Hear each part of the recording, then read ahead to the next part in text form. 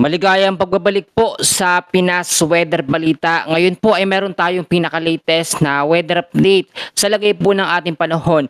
Ang bagyo po na nasa labas ng ating bansa, mas mapapaaga po ang pagpasok sa loob po ng ating Philippine Area of Responsibility. I-explain ko ding mabuti yung mga direktang lugar na posible pong maapektuhan ito kapag nasa loob na po ng ating bansa. Pero bago ho natin simulan, kahit i-share nyo lang at i-like yung update namin, no? Malaking bagay na po yun para sa ating channel. Maraming salamat. So dito po muna natin na unahin. May mga nagtatanong bakit daw po Tropical Storm Hagupit ang pangalan ng bagyo. Ito po sa mga hindi nakakaalam, international name po ang bagyong Hagupit o Hagupit. Pag ito'y nasa loob na ng ating bansa sa araw po ng Sabado, Linggo, yan po itatawagin bagyong Kaloy. Sa pinakahuli pong pagtatala, ang Tropical Storm Hagupit po ay patuloy po nag-i-intensify pakilos po or papuntang west-northwestward. Yan po yung kanyang pinaka nagiging lokasyon ngayon.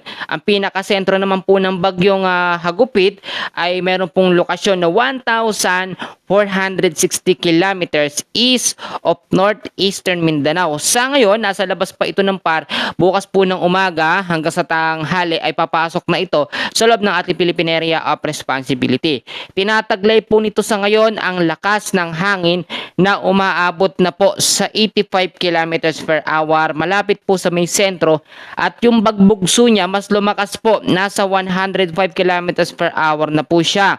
May pagkilos pa westward sa bilis na 20 kilometers per hour. Ngayon po ay ipapakita ko sa inyo yung tinatawag po natin na kanyang area of probability, yung track and intensity forecast po ng Tropical Storm Hagupit. Kung makikita nyo sa ating screen, sa ating mapa, by Saturday, bukas po yan, hanggang sa hapon at sa gabi, papasok na po yan sa ating Philippine Area of Responsibility. Pagdating ng Sunday ng umaga, nasa loob na ito hanggang sa Lunes. At pagdating po ng Tuesday, ito ay nasa loob pa rin ng ating Philippine Area of Responsibility, habang ito po ay mas pumapasok pa sa bahagi po ng Eastern Visayas, North Luzon at silangang bahagi ng Mindanao. Humihina naman po ng humihina yung kanyang pagiging bagyo. Ito po ay hina sa pagiging tropical depression, at pagdating po ng Wednesday ng umaga, magiging isang ganap na lamang po ito na low pressure area. Magkagayon man, hindi po tayo pwedeng maging kampante dahil pwede pa rin magbago ang pagkilos at lakas po ng bagyo. Pwede pa rin at possible pa rin yung tinatawag natin na rapid intensification. Ngayon po ay tignan natin at silipin natin yung ating pinaka-live na mapa, at mamaya i-explain ko sa inyo yung mga lugar o magiging lokasyon ng bagyo pag nasa loob na ng ating Philippine Area of Responsibility. Kung makikita ho ninyo sa ating screen, nandito pa rin at present, nakikita sa ating forecast ang bagyo na nasa labas sa ngayon ng ating Philippine Area of Responsibility. Yung kanyang pagkilos, yung movement po ng hangin o yung tinatawag natin na spiral cloud sa paligid niya, nananatili pa rin pong aktibo. Pero ito po ang magandang balita dyan, hindi na po ito lalakas pa sa pagiging level 2. Pag tropical storm category, level 2 po yung kategorya ng bagyo. Nakikita nyo namang mabuti, kulay green pa rin yung kanyang kulay, at itong kulay violet po na yan, yan po ay tropical depression at low pressure area. Dumidikit na po ito, or didikit po ito sa bahagi po ng Eastern Visayas. Kaya yung parte ng Eastern Visayas, ilang bahagi ng silangan ng Mindanao at North Luzon, maapektuhan po ng trap or extension po ng hangin ng bagyo na papasok po sa loob ng ating bansa. Kahit maging tropical depression, maging low pressure area yan, sa mga susunod po na mga araw, magkakaroon pa rin po yan ng epekto. Yung hangin yan ang makakaapekto po sa mga lugar po na malalapit sa kanya, sa kanyang area. So alamin naman natin yung mga lugar o distansya ng bagyo kapag nasa loob na ng ating Philippine Area of Responsibility. So ito po, magsisimula po ang magiging epekto niyan pagdating po ng May 10. Sa gabi ho, mas mararamdaman yan, at ang magiging lokasyon naman po niya, 695 kilometers east of Giwan, Eastern Samar. Diyan po kasi mas mararamdaman yung hangin o trap o extension po ng bagyo. Pagdating naman po ng May 11, umaga po ito, ay ang magiging lokasyon naman po niya, 585 kilometers east of Giwan, Eastern Samar pa rin po, at medyo lalakas siya sa 65 kilometers per hour. Tropical storm category. So pagdating naman po ng May 11 po ng alas 8 ng umaga pa rin po, ito po ay hihina sa pagiging tropical depression na category. At merong lokasyon na 585 kilometers east of Borongan City, Eastern Samar. At magiging LPA po ito pagdating po ng May 13. Ito po, nakita nyo yung kulay violet na yan. May 13 magiging low pressure area at ang magiging lokasyon po niya 500 kilometers east of Virac, Catanduanes. Lahat po ng mga lugar na direktang maaapektuhan po nito, kailangan po maging handa sa mga posible pong banta ng mga pagbabaha sa mga low-lying areas at landslide po sa mga landslide prone area.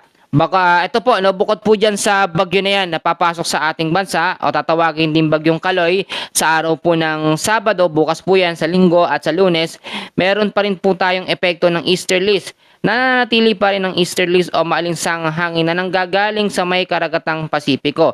Kung makikita ho ninyo, hindi natitrigger ang bagyo dahil mainit o maalinsangan na hangin ang kanyang nakakasabayan sa pag-ikot ng hangin. Apektado pa rin ang easterlies at banta o posibleng makaranas po yung mga lugar na babanggitin ko ng banta ng mga local thunderstorms ngayong hapon at sa gabi.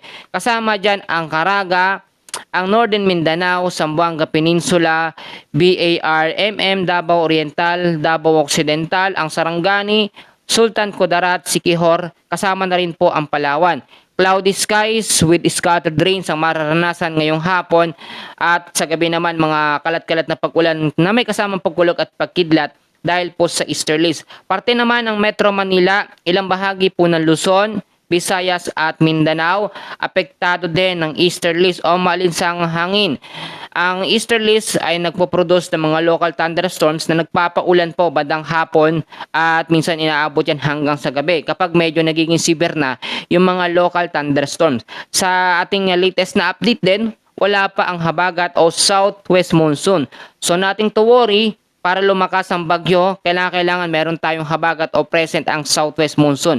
Nagkakaroon kasi ng connection po, no, yung hanging habagat dyan sa mga bagyong pumapasok sa ating bansa. At dahil nga po ngayon ay iisa lamang ang ating pangunahing weather system, ito nga pong easterlies na hangin na pumipigil o nakakasabayan po ng bagyong nasa labas ng ating bansa, hindi ito lalakas sa pinakamalakas na kategorya which is ang super typhoon po na kategory.